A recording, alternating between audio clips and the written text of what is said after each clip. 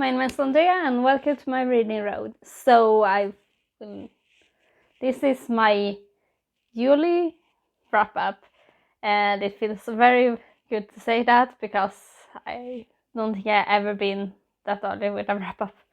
I'm really bad at making them. And this month I actually made so well for my TBR.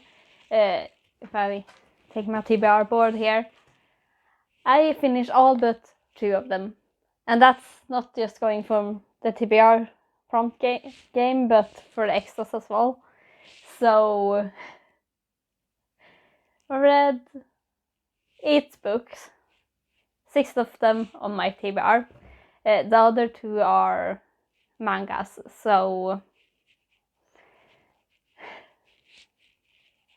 I didn't neglect trying to finish the other 2 books on my list. But one of them is an audiobook, and I just haven't feel like listening to it, so I'm still working on that one, which is Solo Leveling. And another one is The Splendid and the Wild, and it's a really thick non-fiction, so we'll see when I finish that one. Whenever I'm just going to read it when I feel like reading it, and we'll see how long it takes me. But I'm still enjoying it when I'm in the mood for it, so I'm just going to let it take the time it wants to take with that one. So let's go through the 8 books I've read this month. The first one is a Kindle book, and it's Air Crashes and Miracle Landings, and I've been reading this one forever. It was on my extra TBR, and it was the first one I finished because I didn't have that much left of it. It's pretty much a non-fiction book about air crash cases and air accidents. I think it's 85 different cases that it goes over, and they all split into if it was engine failure or if it was pilot error. So depending, they all fit in the category of what kind of fault caused it. And except those failures, there's also the singular failures that only happened that once and will never happen again, to pretty much those unique cases. And some of them are harder to read than others. The pilot error one are the toughest because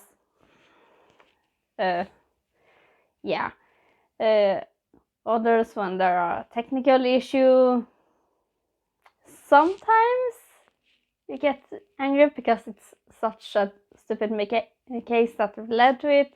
Other times it's just an oversight that, and so many other circumstances that lead to it, and well, we can only do so much. So those are a little easier. The best ones are where no one dies, which are the Miracle Landings ones. Those are most interesting to read about. But if you have an interest in, well, air crashes or airplanes at all, I don't recommend it because it goes over a lot of air accident cases and such. And I'm not sure what I should rate it. I'll probably give it a 4 because I enjoy the content. It's pretty much my version of reading true crime, except it's accidents. Going to move on till the next book I've read is last month because it's, I guess, not. But the second book of Yuli is Valley Girls by Rory Power, and I have had this on my shelf for probably since 2019, so I finally read it. I mostly listened to it on audiobook. It's a lesbian romance, and it's about these 2 girls that are stuck on an island in their ghosts on the school, and they have all been affected by some kind of virus that are changing their bodies and making the nature on the island very dangerous. So they've been put in quarantine, and they rely on the military giving them money, food to survive on, and there's not much of it. And you kind of learn more and more of what's going on as you read it. I didn't enjoy the ending so much. I wish there were more to the ending, or that there were a sequel. That doesn't seem to be. There is another book in the series, but it takes place on the time before this book, before this infection happened that got him stuck there. And well, it's kind of a bit gory. There's a lot of blood and such involved in this, so just a warning, it's a bit more brutal than I first expected while going into this one, so I will say that. I'm probably going to give this one a 3.5 or something. I haven't put these ones into my Wade system I have for started in the spreadsheet I have, so I'm not sure where it's going, but it feels like a 3.5, so it's probably going to end there. So next, I read As Long as the Lemon Tree Grows, and this book I've been putting this one off for like 2 months because of readathons that I couldn't use it for because I already started it. So now I finally finished it, and I do really enjoy this one. It's very hard hitting. It's really much about these two people that fall in love during the civil war rebellion in Syria, and all the horrors that happen there, and what you do to survive, and the importance of your connection with your country and land, and all these things come up. So I wouldn't classify this as a romance, but because it's not strictly the center focus in this, but it plays a large part, so it's more a contemporary with romance elements, would I say, even though the romance is a really central thing to it. It also talks about this person's, how they handle the trauma of everything that's happening around them. So I didn't really expect some of the twists that happen in this one, but I'm really happy to have read it. So that's also my entry for Reading the World challenge that I'm doing throughout the year, and probably continuing it. So this is my one for Syria, so I can prick Syria off from my list. And I gave this one 4 stars. I've been trying to narrow down the qualifications to me giving something a 5-star, and taking a big break into it kind of disqualify it. So that's why it's not a 5-star, because I mostly want to give a 5-star if I really feel like I want to know what's happening next. I want to know, and I don't feel like I can put it down indefinitely, which I put this one out for 2 months, so a 4.5, despite loving it. Then we have Floderstad, which is a poetry collection by Zubair Ahmed. I apologize if that's not the correct spelling, pronunciation of the name. This is a Bangladesh poet that's currently living in the USA. And some of these poems are really brutal. I even read one for my mom, and yeah, she agrees. There are some brutal depictions in these poems, and it's mostly about this time in Bangladesh before he was moved, from what I can gather. This is also the entry for, well, the entry for Bangladesh in my Read the One challenge. So I'm going to pick that one up as well.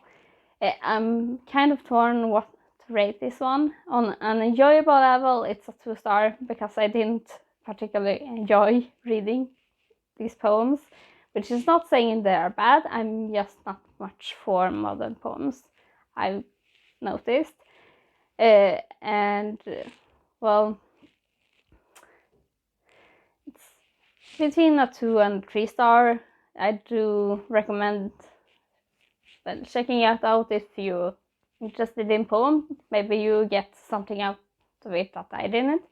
I did get some understanding of how he viewed his time in his own countries and such, which is one of the reasons that I'm doing this Read the World challenge. So it fit its purpose in this regard, but I'm not going to reread it and probably not pick up anything else from the author, mostly because poetry is not my thing. Even though I'm reading a lot more of it than I do read of other things that I'm not really into. So who knows, maybe I find some poetry that's really for me in the future. Then I read Barfotakvinnan by Scholastic Mukasonga. I'm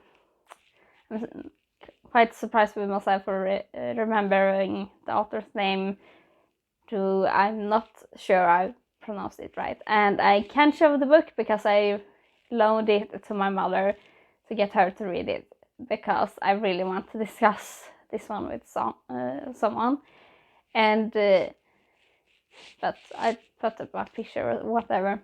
And this book is also from my Read the World challenge for Rwanda, and it's the author's it's the author talking about her mother and how they lived her growing up. So you get to learn a lot about her family and the people she came from and their traditions and how they lived and their beliefs and such. And it's very interesting and it's a book that I'm going to put on that list with books you need to read to get a better knowledge of the world. That's the second book I'm putting on that list. Maybe I'm going to put As Long as the Lemon Tree Grows on there as well. I'm probably going to have to write that list up on paper so I remember, but I'm putting it on that list because the author in this is the only one surviving member of her family, because the people she belonged to were massacred by another group of people in Rwanda. So this is her documentation of how her people lived before they were pretty much extinguished or eradicated from the country. So having that in the background, it's really sad and tragic, and it makes it a hard read. Other things, it's their thinking and is so much different from the way I grew up. So that was a really interesting thing to read about. So I do recommend it to everyone. If you know French, you can read it in the original language because it's written originally in French. I'll put up the original title as well. I don't know if it's been translated to English, but you can probably look it up. I haven't, but it wouldn't surprise me if it have.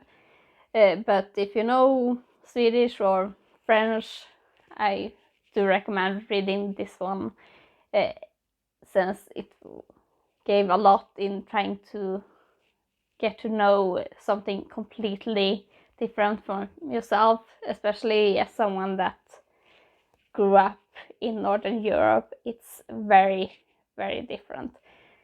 So I'm really happy to have read it. And this is definitely 1 star. I did constantly want to pick it up and read more and discover more about a way of living I knew nothing about. So I'm really happy to have read it. So I'm almost tearing up. So let's go on to the next. Next is The Grandmaster of Demonic Cultivation, the comic, part 1. And I have read the novel version as well, and the comic only covers a part of what's in the first novel. So I knew everything that was going to happen, but it's really fun to just see how they depict it as a comic, especially as like unlike manga, it's all in color. So it's really fun to see it in picture, especially since I also seen the animated version of this part of the story as well, and it's still different from the comic version. So regardless of which version you're going to read or watch, it's different. So I believe it's like 4 different versions. I've seen some of the scenes in this, the live action, the animated, the comic, and the novel. So can you tell that I love this work? I haven't finished all the books yet, but I really enjoy her characters. So I'm going to give this one a 3 stars, since I've already read the story, so it was nothing new, but I did enjoy my time. But it wasn't fantastic because I already know what's happened and it's not the book's fault. But I'm giving it a 3 because that's my average rating. It's a good book, but not fantastic. Nothing something I love and wanted to pick up all the time. So that's where it fits on my criteria. But I do recommend it if you don't feel like reading the novel. Pick up the comics. I believe the 2nd edition, the follow-up, have just come out, so it's like 2, so it's easy to catch up. Next ones are the 2 mangas that wasn't on the list, on my TBR list. And I got these from when I went to NERCON, because I was there for like 2 days, 3, from Wednesday to the Saturday.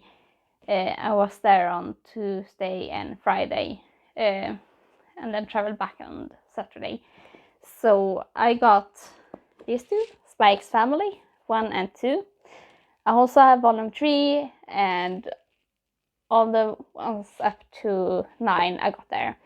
I don't have volume 4, and it's the only one I don't have. Otherwise I have the entire series now, because there's not that many volumes yet. But I read these 2 the first day I bought them, and I'm just really in love with this. It's about this guy. He's called Twilight, and he is a spy. Twilight is his codename. We don't know what his real name is, but he gets a mission to get to this foreign nationalist party leader, That's this guy who's the leader of a national party for this foreign nation. And by doing so, he has to infiltrate a private school that this party leader sends his kids to, because the events set by that school is the only public events that he attends. So he has to get a kid and a wife. And the reason he has to get a wife is you have this school apparently discriminates against single parents, is what I can say. But he has to get a kid and a wife. And the kid is this little girl. And what he doesn't know is that she is a telepath. So she can read his thoughts and she knows he's a spy. And she is kind of running because of these telepathies, and she wants to find a home, so she kind of manipulates him into choosing her. And it's quite comical. Then the mother in this is also not a normal being, but she is an assassin that kills people for money. And the girl knows this as well. So the girl knows all about these two, but they don't know that the other is a spy and the other is a assassin. So it just makes for a really fun dynamic, and I really love this when the reader knows the secret, but characters don't know the secret, and you kind of, oh, are they going to find out, or can they keep this thing hidden, or how are they going to react if they found out? And I just love that aspect. So this series really worked for me. It's also rather wholesome when it's not about, well, they killing people in the spy and assassin work. It's really wholesome in the family aspect of it. So I do not regret buying the entire series in one go, and I will probably be binge reading this one in August. I wouldn't be surprised. So those are the books I read, and if you didn't know, these obviously got 5-star because I read them in one sitting. So that's 5-star. So those are the books I read in July, and please tell me if you have any recommendations that are like Spike's Family or like Barfota Kvinnan or like any of these books, because I would be interested in them. And tell me if you read any of these. Have any of you read Spike's Family as well? Is it good all the way to volume 9, or does it peak early? I might not get to know that. I'm probably going to read all of them anyway, but if you have read them, please tell me and your thoughts about it. And for that will be all for me, and I hope you have a good reading month in August as well, and had a good one in July. Bye bye!